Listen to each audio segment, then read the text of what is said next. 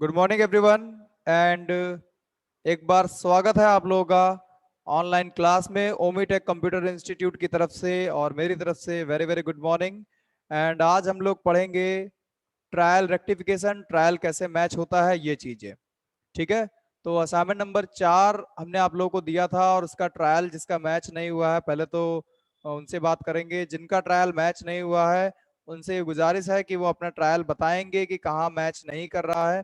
कल हमने assignment number 4 दिया था और कहा था कि आज अगर ट्रायल मैच करने में कोई दिक्कत हो तो पूछिएगा। तो दो बच्चों ने पूछा है, एक रामचरण चंद्र करके हैं और एक और स्टूडेंट है। तो उनका ट्रायल मैच नहीं हुआ है। अब बच्चों जिनका मैच हो गया है थोड़ा वो लोग हेल्प करेंगे इन लोगों की जिनका मैच नहीं हुआ है। क्या हेल्प करोगे आप लोग? हेल्प ये करोगे कि कैसे ट्रायल मैच करते हैं ये बताओगे। ये रहा सही ट्रायल बैलेंस, ये रहा सही ट्रायल बैलेंस।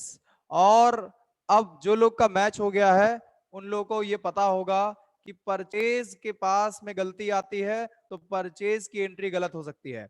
अगर अगर गलती परचेज के सामने आ रही है तो यहां पर गलती होगी परचेज की एंट्री में, और अगर गलती सेल में आ रही है तो एंट्री गलत होगी सेल वाली, है ना। तो चलिए जिसका जिसका मैच नहीं हुआ वो पहले बताए, क्या आपके परचेज में गलती आ रही थी या फिर आपके सेल्स में गलती आ रही थी? कहां गलती आ रही थी पहले तो ये बताइए। कल्पना बताइए, कहां पे गलती आई? परचेज में आई कि सेल में आई या फिर नहीं आई? यहां पे सेल में आई। बहुत बढ़िया कल्पना। कितने रुपए आए सेल में अब आप बताइए। चैट में जल्दी से बताइए कितने रुपए आ रहे हैं आपके सेल में ट्रायल बैलेंस में। फटाफट रिप्लाई करो, दिमाग तेज रखो, टैली खोल के बैठ जाओ सामने।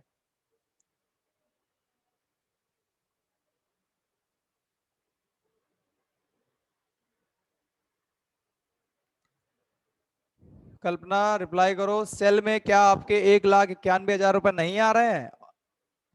और नहीं आ रहे हैं तो कितने आ रहे हैं? अब बाकी लोग बताएं बेटा।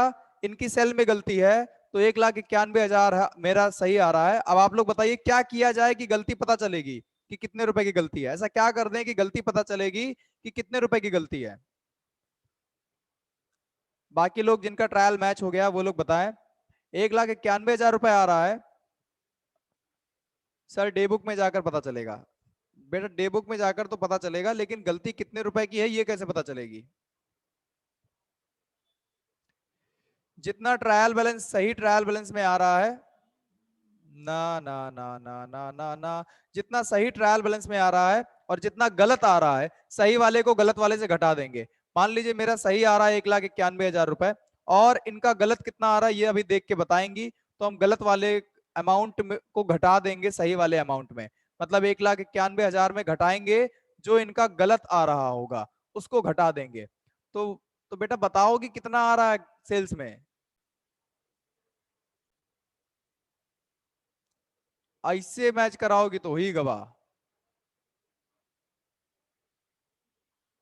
रामचंद्र कह रहे सर कैश में गलत आया है। बेटा कितना गलत आया कैश में? अमाउंट बताओ अमाउंट। अपनी गलती अमाउंट बताया करो सीधे अमाउंट। कैश में मेरा 67,000 आ रहा है, 67,000। अब आपका कितना आ रहा है ये बताओ।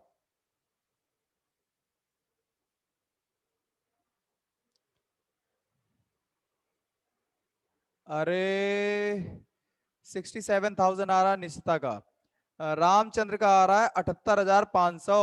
गलत वाला बताना था तो गलत वाला बता दिया, 78,500। 78,500 आ रहा है, इसमें माइनस कर देंगे सही वाला 67,000।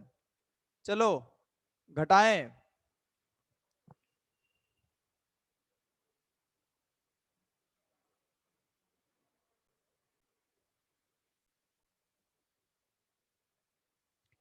घटाइए घटाइए घटाइए, 78,500 में से 67,000 घटा दीजिए।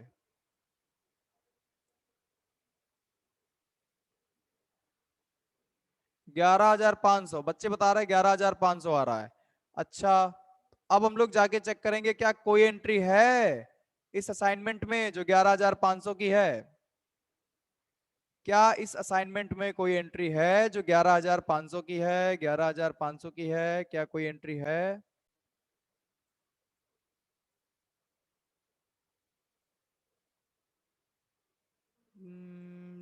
ये मिल गई मेरे को एंट्री, 14 नंबर की एंट्री 11,500 की।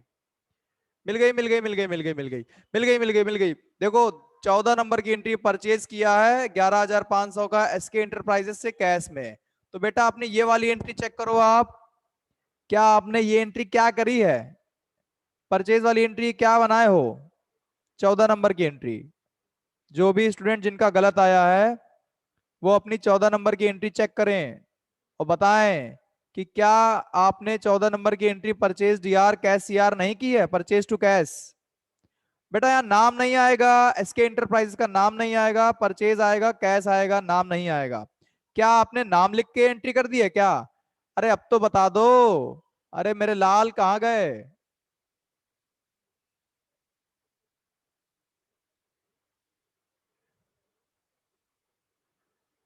यस सर, नाम लिख के रखा था, वाह वाह वाह वाह, रामचंद्र, रामचंद्र कहे गए सिया से। यस सर, नाम लिख के रखा था, ठीक है, बहुत बढ़िया किया। तो वहां पे नाम नहीं आएगा, वहां पे क्या आएगा, कैश आएगा। चलो सही करो, परचेज टू कैश करो, परचेज टू कैश करो और सही करो। उसके बाद जाके ट्रायल फिर से चेक करो, डे बुक में जाओ, एंटर दबाओ, 11,500 वाली एंट्री को सही करो।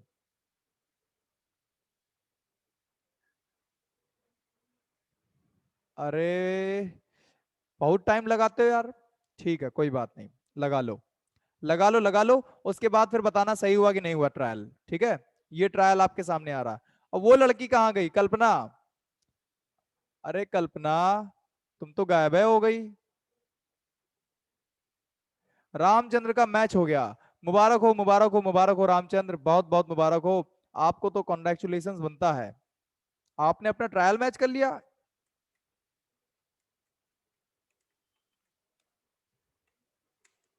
रामचंद्र, तो रामचंद्र ने अपना ट्रायल खुद मैच किया, वाह वाह वाह वाह वाह, तालियां। तो रामचंद्र आपने ट्रायल मैच कर लिया है।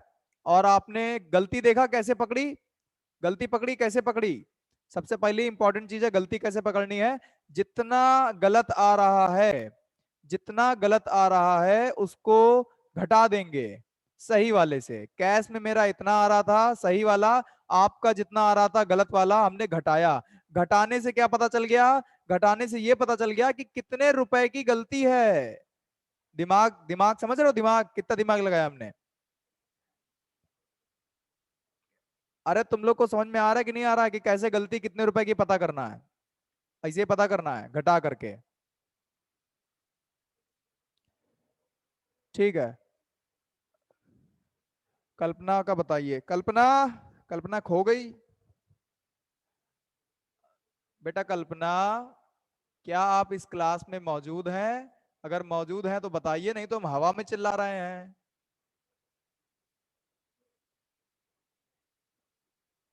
इनकी सेल्स में गलती आ रही थी कल्पना की, अभी हम ढूंढते हैं कल्पना को, रुको। कल्पना है तो, लेकिन ये बोल नहीं रही है।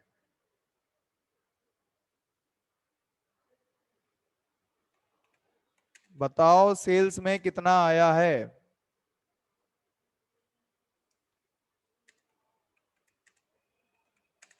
क्या नहीं चेक हो पा रहा है सर? अभी चेक नहीं हो पा रहा है, क्यों नहीं चेक हो पा रहा है?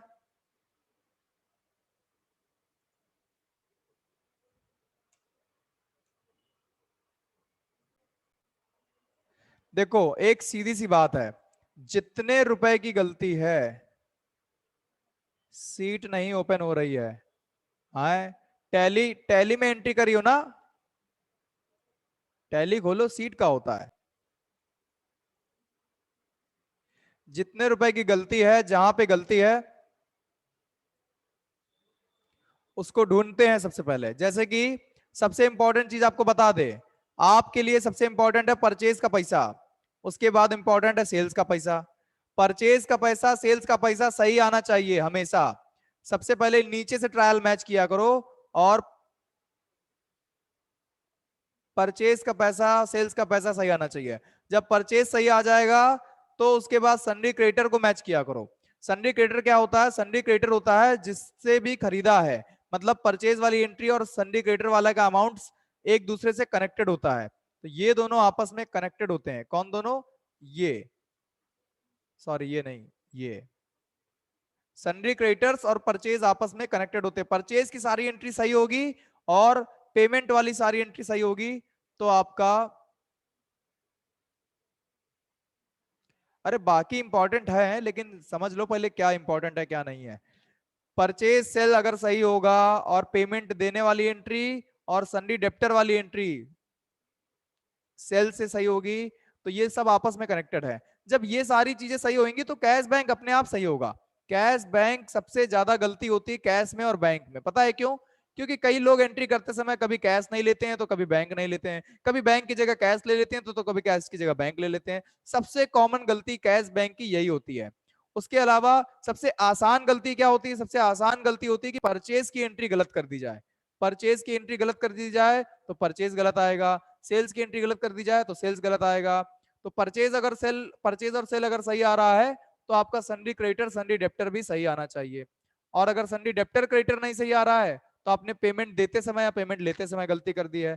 ये आपको सोचना पड़ता है, ये आपको दिमाग में बैठा लो कि परचेज किया है तो पैसा देना पड़ेगा, सेल किया है तो पैसा लेना पड़ेगा। तो sundry debtor sundry creditor payment देने और पेमेंट लेने से रिलेटेड होता है। और वो पेमेंट कैश से दे रहा है कि बैंक से दे रहा है ये इस बात पे डिपेंड करता है। तो कैश में गलती आ रही तो मतलब आपने कैश की जगह बैंक ले लिया होगा या बैंक की जगह कैश ले लिया होगा। कभी भी अगर कैश गलत होगा तो बैंक जरूर गलत होगा क्योंकि आपने कैश की जगह बैंक या बैंक की जगह कैश कर लिया होगा। तो एंट्री करते समय इन्हीं सब बातों का ध्यान रखना होता है। ठीक है,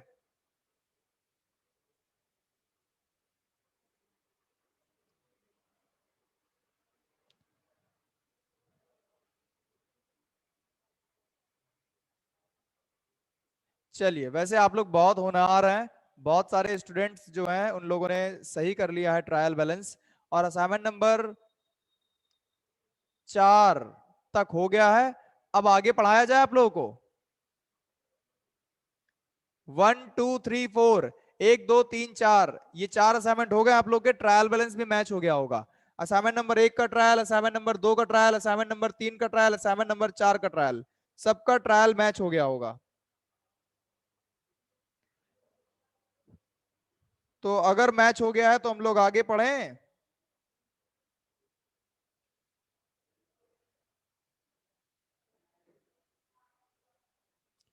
चलिए आगे शुरू करते हैं क्लास को।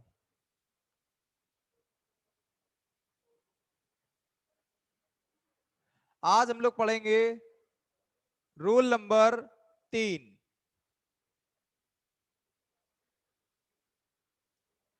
ये रहा रूल नंबर 3। डीआर-सीआर क्या होता है? डीआर-सीआर क्या होता है यही आपको बताया गया था, यही आपके लिए इंपॉर्टेंट है। तो इंपॉर्टेंट ये है कि क्या होता है डीआर, क्या होता है सीआर।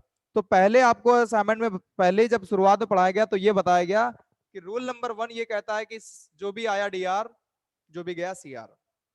मतलब अगर हमने कुछ खरीदा है तो वो हमारे पास आया है तो डीआर, गया है तो सीआर। दूसरा रूल पढ़ाया गया लेने वाला डीआर, जो रिसीव करता है वो डीआर, जो गिव करता है वो सीआर। तो हमने अगर किसी को पैसे दिए, रमेश को दिए तो रमेश ने पैसा लिया तो रमेश डीआर और हमारे पास से कैश गया, कैश सीआर। और अगर हमें सुरेश ने पैसा हमको दिया है तो सुरेश ने दिया है, देने वाला सीआर, सुरेश सीआर हो जाता है। तो रूल नंबर 1 और रूल नंबर 2 आपको अच्छे से आ गया होगा।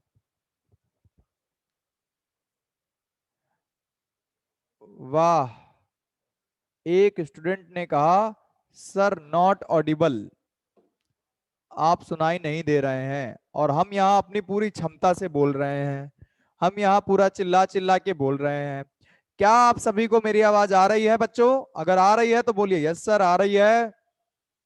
और जिसको नहीं आ रही है वो अपना माइक चेक करे, वो अपना स्पीकर चेक करे, वो अपनी लीड चेक करे, वो अपना हैंड फ्री चेक करे।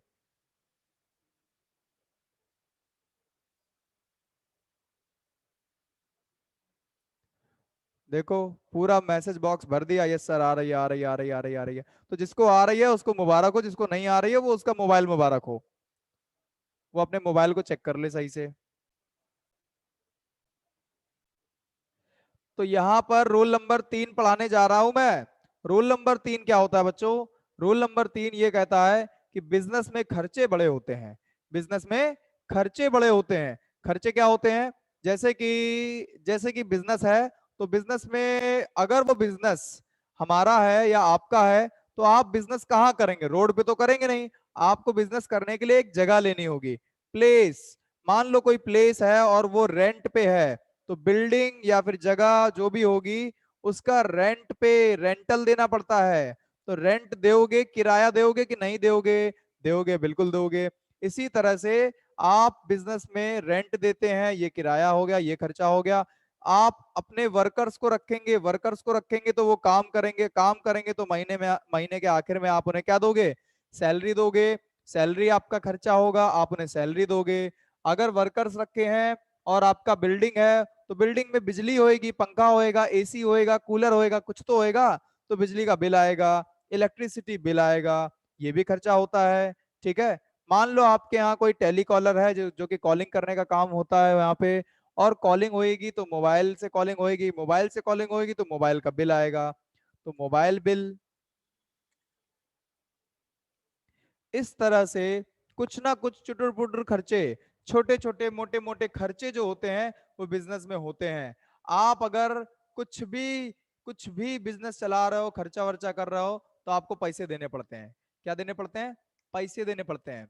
तो यहाँ पर रूल नंबर 3 क्या कहता है? रूल नंबर 3 ये कहता है कि सारे खर्चे डीआर, सारे खर्चे डीआर। आप किराया दीजिए, सैलरी दीजिए, बिजली का बिल दीजिए, मोबाइल का बिल दीजिए, या फिर आप कोई भी इंटरनेट का बिल दीजिए। इंटरनेट, आजकल इंटरनेट होता है, इंटरनेट लगवाया, ब्रॉडबैंड लगवाया, तो उसका बिल आता है, उसका बिल दिया। जितने भी बिल आप देते हो, जितने भी आप खर्चे पे करते हो, आप उसको कैसे पे करते हो? क्या आप इंटरनेट बिल देते हो या फिर इंटरनेट बिल के नाम पे पैसा देते हो? आप इंटरनेट बिल नहीं देते हो बच्चों, आप इंटरनेट बिल नहीं देते हो, आपके पास से इंटरनेट बिल नहीं जाता है, बिल के नाम पे पैसा जाता है। इंटरनेट बिल आता है, मोबाइल बिल आता है, इलेक्ट्रिसिटी बिल आता है, ये सब खर्चे हमारे पास आते हैं। खर्चे आते हैं, पैसा जाता है। तो रेंट के नाम पे पैसा जाता है, सैलरी के नाम पे पैसा जाता है, इलेक्ट्रिसिटी बिजली के बिल के नाम पे पैसा, इनके नाम पे क्या जाता है? पैसा जाता है। पैसा मतलब कि जो जा रहा है वो क्या है? जो जा रहा है वो है या तो कैश या तो बैंक। जब हम कुछ देते हैं तो कैश से पैसे देते हैं या फिर बैंक से, चेक से पैसे देते हैं। तो हमारे पास से गया क्या? हमारे पास से कैश गया या बैंक गया? क्यों गया? सैलरी दी इसलिए गया, रेंट दिया इसलिए गया। ठीक है। तो ये जो खर्चे हैं, ये सारे खर्चे जो यहाँ पे हमने लिखे हुए हैं, ये सारे खर्चे डीआर, सारे खर्चे। रेंट डीआर होगा। बेटा अमन, तुम क्या कलाकारी कर रहे हो? रिमोट कंट्रोल लेना चाहते हो? पढ़ाई पे ध्यान नहीं लगा रहे हो? फालतू के ऑप्शन पे क्लिक कर रहे हो? पढ़ाई करनी तो करो, फालतू काम मत करो। यहाँ पर rent, salary, electricity bill, mobile bill, internet bill, ये सारे खर्च, ये सारे खर्चे हैं और सारे खर्चे डीआर होते हैं, क्योंकि आपके पास खर्चे आते हैं और उसकी बदली पैसे जाते हैं। तो इलेक्ट्रिसिटी बिल आया, कैश गया, मोबाइल बिल आया, कैश से पैसे गए, इंटरनेट बिल आया, कैश से पैसे गए। तो खर्चे आते हैं और खर्चे के नाम पे पैसे जाते हैं। ठीक है। तो ये सारे खर्चे डीआर पे लिखे जाएंगे। रूल नंबर 3 का पहला एग्जांपल आप देखिए। सबसे पहले आपने पहला एग्जांपल देखना है, पेड इलेक्ट्रिसिटी बिल। आपने इलेक्ट्रिसिटी बिल दिया, लेकिन आपने इलेक्ट्रिसिटी बिल नहीं दिया, आपने कैश दिया। इलेक्ट्रिसिटी बिल के नाम पे कैश दिया, तो क्या आया? क्या आया? बिजली का बिल आया। ठीक है। क्या गया? कैश गया।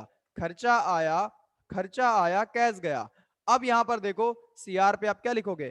कैश लिखोगे। इलेक्ट्रिसिटी हमने यूज की है और उसका हमको बिल मिला, जो कि हमारे लिए एक्सपेंस है, इसलिए इसको डीआर में लिखते हैं। इलेक्ट्रिसिटी बिल हमने यूज की है और उसका हमें बिल मिला, इसलिए ये खर्चा है, खर्चे को डीआर में लिखिए। और क्या गया?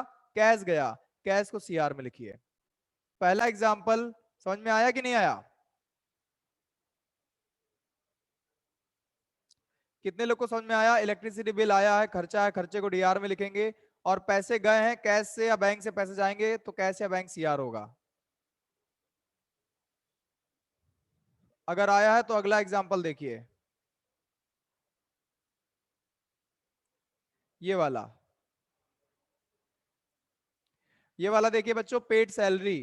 पेड सैलरी, सैलरी आपके लिए खर्चा है, सैलरी आपके लिए खर्चा है। तो सैलरी खर्च है, सैलरी पे करी हमने और सैलरी हमने दी है, लेकिन सैलरी के नाम पे गया क्या मेरे पास से, बैंक से पैसे गए। हमने चेक से सैलरी दी है तो बैंक से पैसे गए। सैलरी खर्चा है, जब आप सैलरी देते हो, सैलरी मिल नहीं रही है, सैलरी दे रहे हैं, सैलरी पेड कर रहे हैं, तो सैलरी खर्चा है, सैलरी डीआर पे आएगा, सारे खर्चे डीआर। कशिश ने गलत बताया, बेटा सैलरी सीआर नहीं होगी, सैलरी खर्चा है, सैलरी डीआर पे होगा। ठीक है, सारे खर्चे डीआर, और पैसे जा रहे हैं सैलरी के नाम पे, तो बैंक से पैसे जा रहे हैं, बैंक सीआर होगा। क्या आया, खर्चा आया। खर्चा क्या है, सैलरी खर्चा है। ठीक है, तो यहां पर सैलरी हमारे लिए एक्सपेंस है, सैलरी हमने पेड करी है, और सारे खर्चे डीआर पे लिखते हैं। आप बस ये नियम याद कर लो कि सारे खर्चे डीआर पे होते हैं, और इसकी पेमेंट हम बैंक से कर रहे हैं, तो हमारे पास से बैंक जा रहा है, सैलरी नहीं जा रही है, बैंक से पैसे जा रहे हैं, तो bank CR, salary to bank. अब ये अच्छा बताइए, अगर मोबाइल बिल पे कर रहे होते तो क्या होता, अगर आप मोबाइल बिल पे कर रहे होते तो क्या होता, paid mobile bill of 499 rupees in cash, तो ये एंट्री क्या बनती, अगर ये होता पेड मोबाइल बिल ऑफ 499 रुपए इन कैश, तो मोबाइल आपके लिए खर्चा है, mobile bill, mobile bill DR to cash, बिल्कुल सही बताया। मोबाइल बिल खर्चा है, सारे खर्चे डीआर, और कैश सीआर।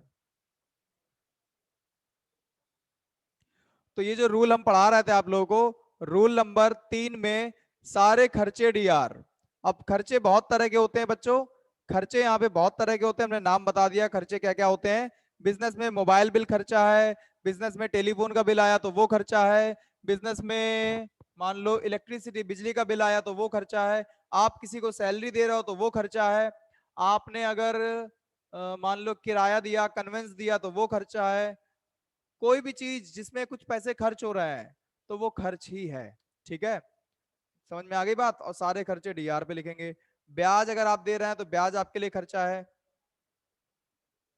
सारे खर्चे डीआर, सारी इनकम सीआर। ठीक है, अब देखिए अगला एग्जांपल है, इनकम को क्रेडिट में लिखते हैं। इनकम्स क्या होती है, इनकम माने कमाई। अब हमारे पास क्या कमाई होती है, कमाई के नाम पे क्या आता है, हम अगर ट्यूशन पढ़ाते हैं, क्या पढ़ाते हैं, ट्यूशन पढ़ाते हैं, या आप अगर ट्यूशन पढ़ाते हो तो आपको ट्यूशन फीस मिलती होगी, तो आपको क्या मिलता है, ट्यूशन फीस मिलती है कि ट्यूशन फी के नाम पे पैसे मिलते हैं। जब आपको ट्यूशन फी मिलती है तो आपके पास क्या आता है, जो आया वो डीआर। अब आप ही बताओ, जब आप ट्यूशन पढ़ाते हो तो आपको क्या मिलता है, ट्यूशन फीस मिलती है, तो मिलता क्या है, लेकिन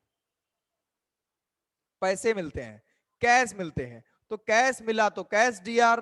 क्यों मिला, किसकी वजह से मिला, ट्यूशन पढ़ाने की वजह से मिला, तो टू ट्यूशन फीस, आपकी इनकम जो है उसका नाम है ट्यूशन फी, तो टू, टू का मतलब होता है सीआर, सीआर पे क्या आएगा, ट्यूशन फीस। ये आपको ट्यूशन फी के नाम पे पैसे मिले हैं, तो ट्यूशन फी के नाम पे पैसे मिले हैं, तो ट्यूशन फी का नाम सीआर पे आएगा। इनकम का नाम हमेशा क्रेडिट में लिखते हैं, क्योंकि इनकम के नाम पे पैसे आते हैं। ठीक है, अगर आप एक डॉक्टर हैं, और आप डॉक्टर हैं और आपने किसी का ट्रीटमेंट किया, क्या किया, ट्रीटमेंट किया, तो ट्रीटमेंट आप अगर कर रहे हो तो आप उसकी बदली क्या लेते हो, पैसे लेते हो, तो ट्रीटमेंट फीस, ये आपका ट्रीटमेंट फीस आपकी इनकम है। आप अगर किसी को सलाह देते हो, कंसल्ट करते हो, तो आपने कंसल्ट करने का पैसा लिया, कंसल्टिंग फी। डॉक्टर लोग नहीं कंसल्टिंग फीस लेते हैं, 200 रुपए, 400 रुपए, 500 रुपए, केवल सलाह देने का पैसा लेते हैं, केवल दवा लिखने का पैसा लेते हैं। तो डॉक्टर लोगों का जो बिजनेस है, कभी कभी वो लोग परामर्श शुल्क लेते हैं, परामर्श का मतलब होता है कंसल्ट करना। तो जो भी उनकी इनकम होती है, वो इनकम का नाम सीआर पे लिखते हैं, और उसके बदले जो पैसे आते हैं वो डीआर पे लिखते हैं। ठीक, तो अब मुझे ये बताइए कि आप लोगों को अगला एग्जाम्पल हम बताने जा रहे हैं, क्या वो आप लोग के समझ में आएगा कि नहीं आएगा, बताइएगा। इनकम का रिलेटेड का एग्जांपल है, एक्सपेंस तो आपने देख लिया, सारे खर्चे डीआर होते हैं। अब लिखा हुआ है रिसीव ट्यूशन फी, रिसीव माने होता है पैसे लेना, तो आपके पास क्या आया, कैश आया, आपने क्या दिया, ट्यूशन दिया, आपने ट्यूशन की जो फीस ली है वो इनकम है और इनकम को सीआर पे लिखते हैं। रूल यही कहता है कि इनकम क्या होती है, सीआर होती है। तो tuition fees CR, cash DR, tuition fees CR. Receive माने लिया है, क्या लिया है, कैश लिया, ध्यान रखिएगा। कैश आया है तो कैश डीआर, और इनकम का नाम सीआर पे लिख देंगे। Very good. अगली एंट्री समझिए आप लोग, ये वाली। Receive treatment fees. रिसीव माने पैसे लिए हैं, ट्रीटमेंट फीस माने ट्रीटमेंट करने का पैसा, वो भी चेक से। तो क्या बनेगी ये एंट्री?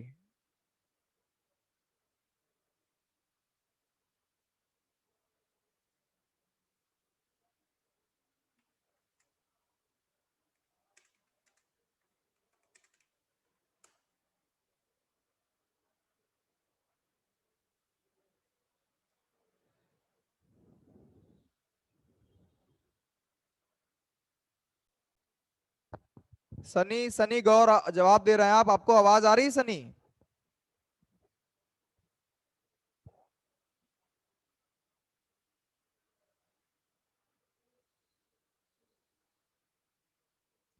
बेटा ज्वाइन ऑडियो पे क्लिक करो, तुम्हारा माइक तो शो नहीं कर रहा है।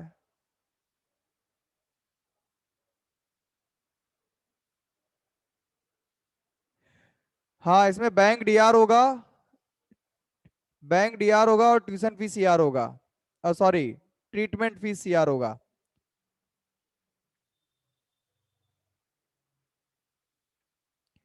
इसमें बैंक आया है, बैंक में पैसे आए हैं, बैंक डीआर, और bank DR, treatment, treatment fees CR. तो बच्चों ये एंट्रियां आप लोग को समझ में आ गई है? अगर आ गई हैं तो बताइए हाँ सर आ गई हैं। तो अब आप लोगों को हम असाइनमेंट देंगे इसके आगे। इसके आगे का अगर आपको असाइनमेंट सीखना है, इसके आगे का अगर आपको असाइनमेंट चाहिए, तो क्लास में बने रहिए, क्योंकि 35 मिनट समय हो गया, 30 मिनट से ज्यादा का समय हो गया। अब क्लास को हम बंद करने जा रहे हैं, बंद करके क्लास को फिर से शुरू करने जा रहे हैं। रूल याद रखिएगा कि सारे खर्चे डीआर होते हैं, सारी इनकम सीआर होती है। ठीक। अब 5 से 10 सेकंड के अंदर आप लोग वापस आ जाइएगा। जितने भी स्टूडेंट्स हैं, 50-52 स्टूडेंट्स हैं, जो भी, सबके सब वापस आ जाइएगा, और इसके बाद हम लोग एंट्रियां करना सीखेंगे। ठीक है? तो लौट करके आइए अगर आप लोग चाहते हैं कि आपको एंट्रियां देखने को मिले तो।